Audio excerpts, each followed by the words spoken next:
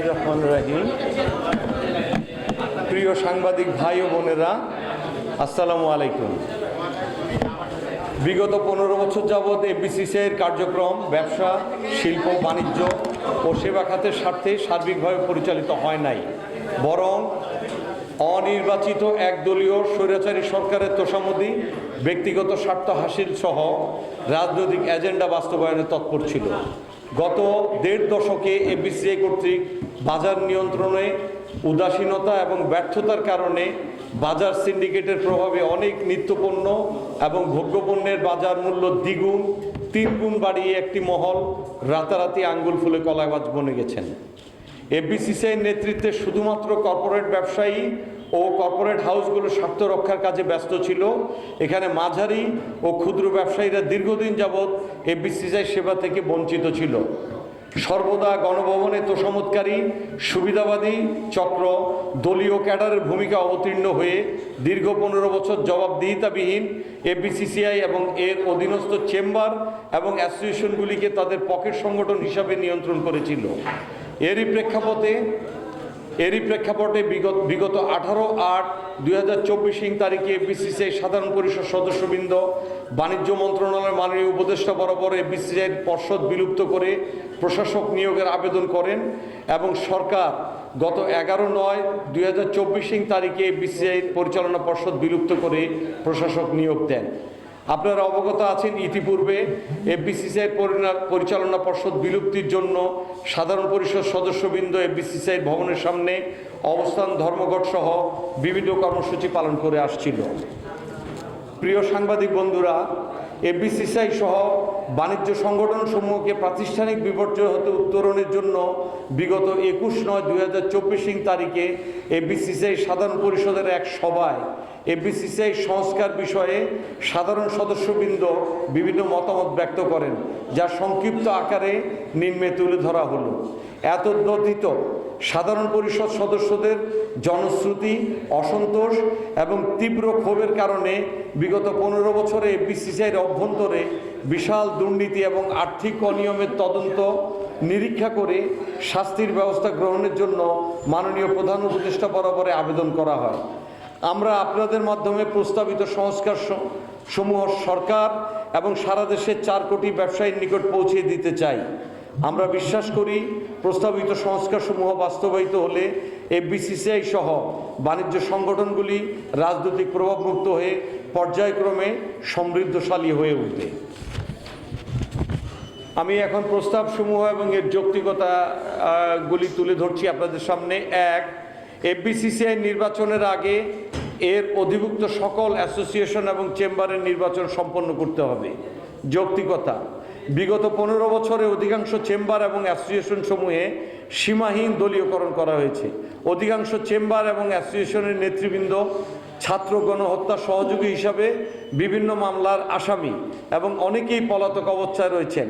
ফলে বাণিজ্য সংগঠনগুলিতে এক ধরনের শূন্যতা বিরাজ করছে।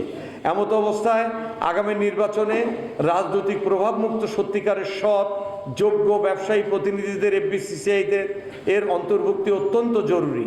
সুতরাং এফবিসিসিআই নির্বাচনের পূর্বে এফবিসিসিআইয়ের অধিভুক্ত সকল চেম্বার এবং অ্যাসোসিয়েশনগুলিকে বিলুপ্ত করে অবাধ এবং সুষ্ঠু নির্বাচনের ব্যবস্থা করতে হবে। 2. মনোনীত পরিচালক প্রথা সম্পূর্ণ বাতিল করতে হবে। যৌক্তিকতা: মনোনীত পরিচালক প্রথার কারণে বিগত 15 বছরের রাজনৈতিক প্রভাব খাটিয়ে অনেক অব্যবসায়ী অযোগ্য লোক এফবিসিসিআইতে পরিচালনা পর্ষদে ঢুকে পড়েন। এরা এফবিসিসিআই হতে সিআইপি সহ অন্যান্য সুবিধা গ্রহণ এবং প্রধানমন্ত্রীর সফরসঙ্গী হওয়ার প্রতিযোগিতায় লিপ্ত হন। এই সকল মনোনীত পরিচালকবৃন্দ এফবিসিসিআই সহ এর বিভিন্ন কার্যক্রমে আদৌ সম্পৃক্ত হন না, এমনকি দিনের পর দিন বোর্ড মিটিংয়েও অনুপস্থিত থাকেন। 3. সভাপতি, সহসভাপতি এবং পরিচালক পদের সরাসরি নির্বাচনের ব্যবস্থা করতে হবে। যৌক্তিকতা: বিদ্যমান ব্যবস্থায় সভাপতি, সহসভাপতি এবং পরিচালকবৃন্দের সাধারণ পরিষদের নিকট কোনো জবাবদিহিতা, দায়বদ্ধতা নেই। ফলশ্রুতিতে উল্লিখিত পদসমূহে আগত ব্যবসায়ীরা ভারসাম্যহীন একছত্র ক্ষমতার অধিকারী হয়ে যান, ফলে স্বৈরাচারী মনোভাব ধারণ করেন। সরাসরি নির্বাচনে সকল প্রার্থীদেরকে নির্বাচনী ইশতেহার, লিখিত ঘোষণা এবং কিছু প্রতিশ্রুতি থাকে যা নির্বাচিতরা তাদের মেয়াদকালে প্রতিপালনে সর্বদা সচেষ্ট থাকবেন। 4, এফবিসিসিআইয়ের পরিচালনা পর্ষদ ছোট করতে হবে। যৌক্তিকতা, 80 জন পরিচালক নিয়ে এফবিসিসিআইয়ের পরিচালনা পর্ষদ সত্যিকার অর্থে একটি মাথাভারী প্রশাসন। বোর্ড মিটিংয়ে এর অধিকাংশ পরিচালকবৃন্দ অনুপস্থিত থাকলেও পরিচালক হিসাবে বিভিন্ন সুবিধা নিয়ে অশুভ এবং অসুস্থ প্রতিযোগিতায় লিপ্ত হয়ে পড়েন।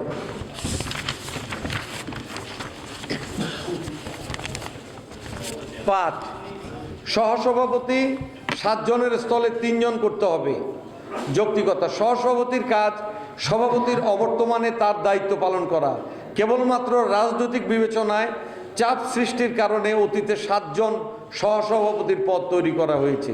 সারা বিশ্বে এমন কোনো সংস্থা নাই যার একজন সভাপতির নিচে 7 জন সহসভাপতি থাকেন। বিষয়টি হাস্যকরও বটে।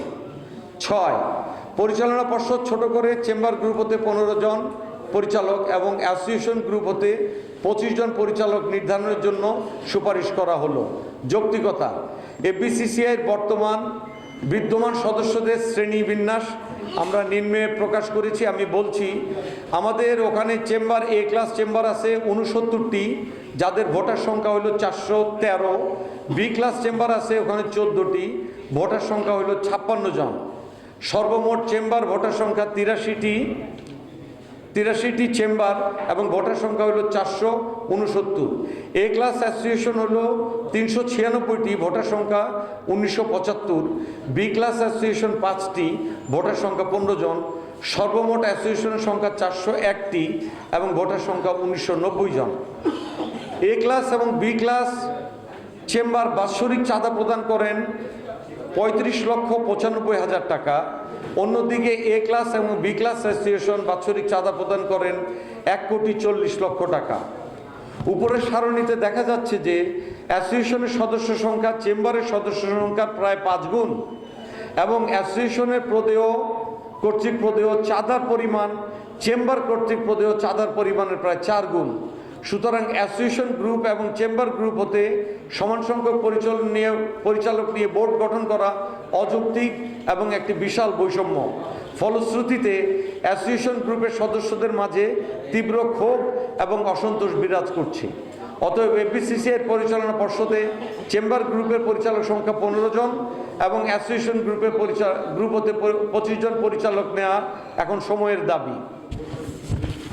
7, এফবিসিসিআই সহ সকল অ্যাসোসিয়েশন এবং চেম্বারে পরপর 2 বার নির্বাচিত কর্মকর্তাগণকে কমপক্ষে 1 বার বিরতি গ্রহণ করতে হবে। যৌক্তিকতা, বর্তমান নির্বাচনী ব্যবস্থায় একই ব্যক্তি বিভিন্ন ধরনের অপকৌশলে একের পর এক একাধিক মেয়াদকালে নির্বাচিত হয়ে আসছেন। এই সকল নেতৃত্ব দিয়ে ব্যবসায়ী সমাজ তথা দেশ ও জাতির কোনো কল্যাণ সাধন হয় না।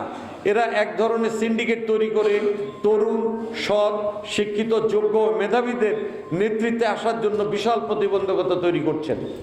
নির্বাচিত পরিচালকরা নিজেদের মেয়াদকালে প্রভাব খাটিয়ে নূতন অব্যবসায়ী ভুয়া ভোটার তৈরি করেন। বছরের পর বছর এই সকল ভুয়া ভোটারদের দ্বারা নির্বাচিত হয়ে আসছেন। 2 বার নির্বাচিত পরিচালকরা বিরতি প্রদান করলে ভুয়া ভোটার কমে গিয়ে ভোটার সংক্রান্ত জটিলতা একেবারেই কমে যাবে। নেতৃত্বের পরিবর্তন সাধারণ ভোটারদেরকে যোগ্যতম প্রার্থী মূল্যায়নে এবং নির্বাচনে ভূমিকা রাখবে বলে আমরা বিশ্বাস করি। 8, নির্বাচনী তফসিল ঘোষণার পরে সাধারণ ভোটারদেরকে যে কোনো উপহার উপঢৌকন প্রদান সম্পূর্ণরূপে নিষিদ্ধ করে জরিমানা সহ আজীবন সদস্যপদ বাতিলের মতো কঠোর শাস্তি বিধান করতে হবে। প্রার্থীগণ নির্বাচনী আচরণবিধি মানার জন্য লিখিত অঙ্গীকারনামা প্রদান করবেন। যৌক্তিকতা, বিগত নির্বাচনসমূহে নির্বাচনের সময় নির্বিচারে উপঢৌকন উপহার সামগ্রী প্রদান করা হয়েছিল, কিন্তু নির্বাচন বোর্ড কোনো শাস্তিমূলক ব্যবস্থা গ্রহণ করেন নাই। ফলশ্রুতিতে এক শ্রেণীর অসৎ ব্যবসায়ী প্রচুর টাকা ব্যয় করে নির্বাচিত হয়ে আসেন। এই সকল নির্বাচিত পরিচালকরা ব্যবসায়ী সমাজের কোনো কল্যাণে তো আসেনই না, বরং তাদের খরচের টাকা উত্তোলনের জন্য বিভিন্ন অর্থ উপার্জনের ধান্দায় লিপ্ত হন। সৎ যোগ্য প্রার্থীরা টাকার খেলার কাছে পরাজয় বরণ করেন। আপনাদেরকে অসংখ্য ধন্যবাদ। সোমবার 30/9/2024 ঢাকা।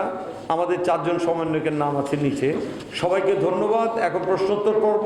আপনারা মেহরবানি করে কে কোন পত্রিকা এবং টিভির আপনাদের পরিচয়টা দিয়ে প্রশ্নটা করবেন। আমাদের ভিতর থেকে আমরা 4 জনের উত্তর দেওয়ার চেষ্টা করব। ধন্যবাদ সবাইকে।